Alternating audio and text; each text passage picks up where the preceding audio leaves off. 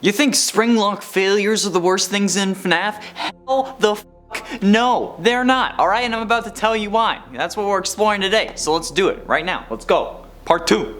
Ah! And the Twisted Ones. Okay, the Twisted Ones certainly do seem to live up to their name. The Twisted Animatronics are these horribly disfigured creatures that get no love from their mothers, like an ugly duckling. The thing is though, these don't go into swans. Instead, they use another bit of tech that I'll talk about later to disguise themselves. They also dig deep into the ground and then wait until the middle of the night to crawl out and take kids who wander away from their mommies. It legit sounds like an urban legend that parents would tell their kids to make sure that they come home before dark. I mean, I don't really know what else to say. That's definitely far more terrifying than a Springlock failure. At least, like, you choose if you are in a Springlock suit or not. But with this, it's just like a luck of the draw kind of thing. And I've only been to a casino once. I walked out $30 richer. And at 9, Lonely Freddy.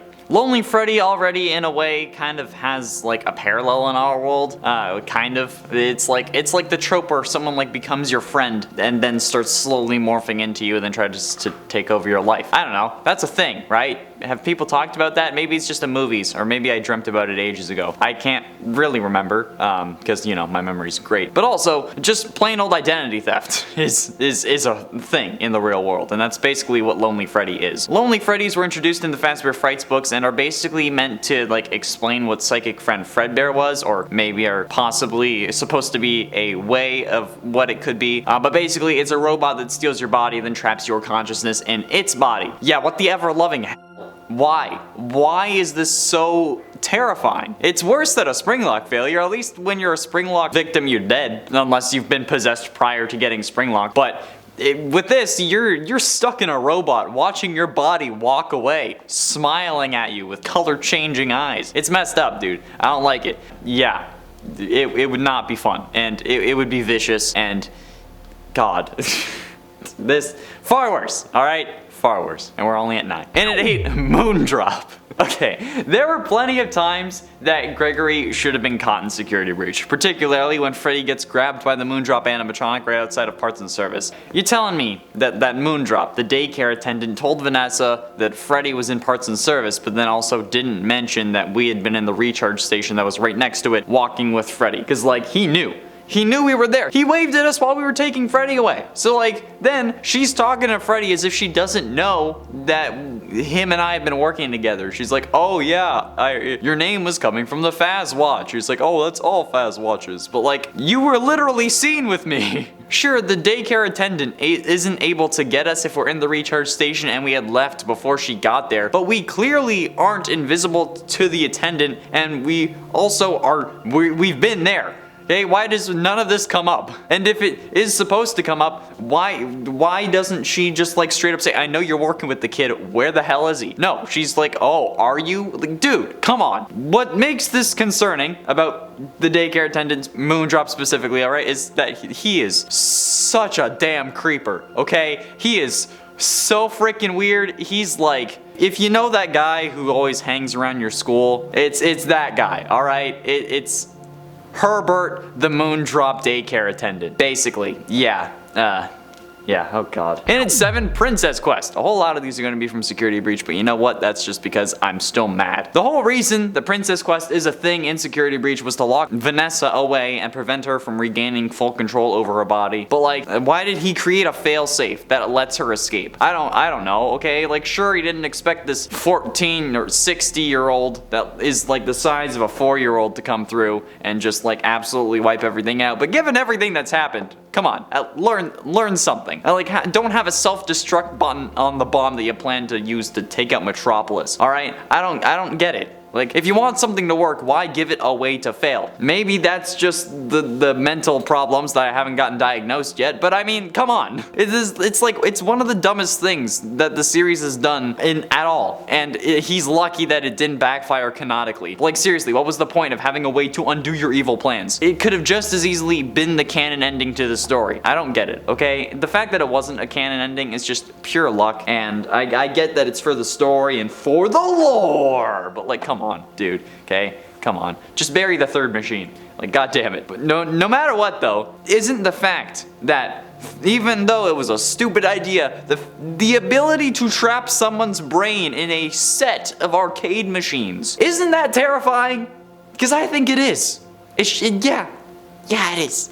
And at 6, Michael as a sitter. Okay, now, while we don't really know the details about what's going on inside the Midnight Motorist minigame from FNAF 6, I still think it's safe to say that this is the Afton family, and particularly the Afton males. Seemingly, Michael was babysitting crying child while their father was, at work, but Michael was just watching TV, and he wasn't watching his little brother, which allowed his little bro to lock himself in his room, break his window, and then go to the pizza place again, which I'm sure made his dad so angry that when he got back, his son wasn't the nice father that he pretends to be, I'm sure. So yeah, Michael's negligence ends up getting his little brother in a lot of trouble and God knows what else. All because he wanted to watch a show, a drama about a vampire and his baby mama. Cause you know, Immortal and the Restless. Cause yeah, it's worse cause it's a freaking soap opera. Dude, come on. Watch something cool, like Super Pets. I don't know, I just said the first thing that came to mind that was stupid, but also still better than a soap opera. It didn't have Bat Cow, alright? No matter what,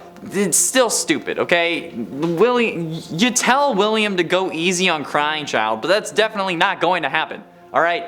Come on. It's like, it's the same gray shirt. It's definitely Michael. So that's about as clear cut as the series gets.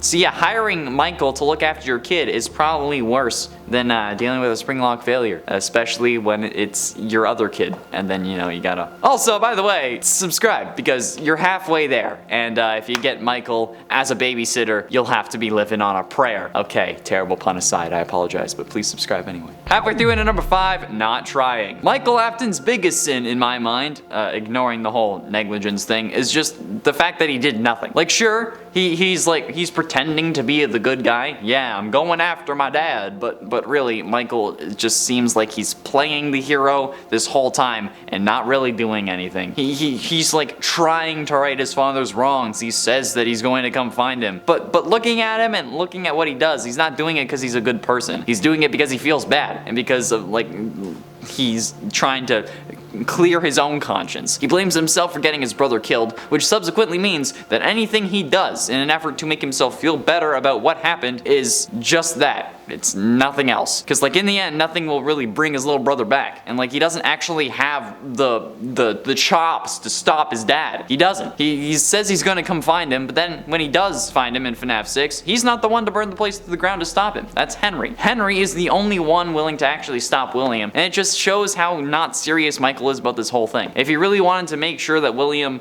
had been stopped, he wouldn't have let himself burn as well, okay? Because like, that's just so he doesn't feel guilty. And I'm sure that he'd rather have a Springlock failure too. Like if he had the choice between doing what he does in the series or getting Springlocked, I bet my ass that he'd have chosen getting Springlocked. And for canon ending. During the true ending of Security Breach, in the Afton, or Burn Trap, or canon, or whatever ending you want to call it, everything we experience is just... There's no way that this lined up, because even like by protagonist standards, that's insane. We have to fend off Burn Trap's attempts to take control over Freddy by setting him on fire, using what are most likely the mechanisms that Henry used to set the building on fire in FNAF 6. But that's incredibly thoughtful of the ground to not only give out at the perfect moments that we fall into the room we need to be in, but also to form the sinkhole so perfectly that all of the monitors that were set up to the cameras and the vent systems with the fire all still work, okay? These monitors are set up like on tables with buttons that light the fires in the room that the monitor corresponds to. Plus, I mean, like, come on. Again, how are these still working? It's been a long time. These cameras are old as hell. The computers are still somehow working despite being older than my Comtech teacher from grade 12. Not to mention, it fell into a sinkhole. What? Dude, come on. How is all of this working? No way. There's no way in hell. Like, even if you say that like the cameras and the monitors were replaced, why would they replace the fire systems? Dude, bro, come on. Okay, this isn't a Charizard. It's not how that works. Like, my parents had a monitor like this, and it doesn't work now. And we've taken better care of it than, you know, dropping it into a sinkhole. So, yeah. The fact that all this happened is scarier than a Springlock failure, because that means that we were supposed to be there. And I don't like why we were supposed to be there. And at 3, reality altering discs. All right. I mentioned it earlier. Now I'm actually gonna talk about it because I mention these every chance I get because these things are absolutely astounding. If you didn't already know, in the original FNAF novel trilogy, it was revealed that the twisted animatronics used discs that changed how others saw them, basically creating an illusionary appearance using sound emitted from that disc that messed with your brain waves, kind of made it like an eye of the beholder situation, I think is how it was explained. However, the mere existence of these discs puts everything we know about the series into question, okay? Like, how do we know if anything we see is ever real? And if FNAF 1 had us hallucinate Golden Freddy and all the It's Me stuff, alright? What if that wasn't us being possessed by our little brother, but maybe that was just the discs messing with our brain? I don't know, okay? What if, like, the actual Pizzaplex, or the pizza place from the first game had been changed by the discs? What if we're just running on a treadmill, kind of like a Ready Player One style, and we just have these discs that are changing how we see the world so that we're just really standing still when we're playing through Security Breach? I don't know, okay? Do the animatronics look more rotten than they do normally? I don't know. The sheer existence of these things is absolutely horrifying and far worse than actually a Springlock failure, because at least a Springlock failure, I know if it's real because I'd be dead. That's as plain as it gets. But ultimately, in at number 2, human robots. Again, something I'm sure that people might not think is worse, but hey, the fact that there are robots that are actually able to look and bleed and are passable humans is terrifying, okay? That is a horrifying thing. In the original FNAF novel trilogy, it's revealed that Charlotte, the main protagonist of the books, is in fact one in a series of robots meant to allow her to grow up properly after being killed at an early age. But not only is she a robot, her adult version is also the baby animatronic. Yeah, so Charlotte's robot was also able to look like baby thanks to the pins on her body, but also able to look like a human that bleeds. Yep, that's terrifying though. That implication is just, who in their right mind would think of that concept, okay? And like, if it was, dude, that's like the fembots from Austin. It's fembots from Austin Powers in the FNAF universe, okay? That's horrible. That's terrifying. That's far worse than a giant yellow rabbit that might kill me, okay? No way. No. Please. If you don't understand why that's terrifying, please explain to me why you don't think it's worse in the comments. And if you don't agree with it, like one of these, explain why Springlock failures are worse in the comments, because this, come on. Finally, in at number 1, no choice. Maybe he might have had issues killing Afton for whatever reason, despite him literally killing his daughter, but he's fine offing his son when he gets the chance. That's right, Henry Emily. In both fires set by Henry that we see, FNAF 3 and FNAF 6, Michael was there both times, and he didn't care that Michael was in the building. And he actually doesn't give Michael the opportunity to leave in FNAF 6, despite there actually being a way out planned. Yeah, he literally says in his final speech, "Who somehow found this job listing not intended for you. Although there was a way out planned, I have a feeling that's not what you want." I'm sorry, you have a feeling? Bro, come on. I'm not a musician. Stop it. He assumes that we also want to die for whatever reason, and he doesn't actually give us the chance to make that decision for ourselves and just forces us to do it since he doesn't give us a way out. Like, sorry dude, okay, but that's murder. Whether we wanted it or not. It's murder. Come on. Like, that's horrible. Michael wasn't given the choice. Like, I get that he's the son of the man who killed your daughter, and clearly he isn't looking too hot, but at least, like,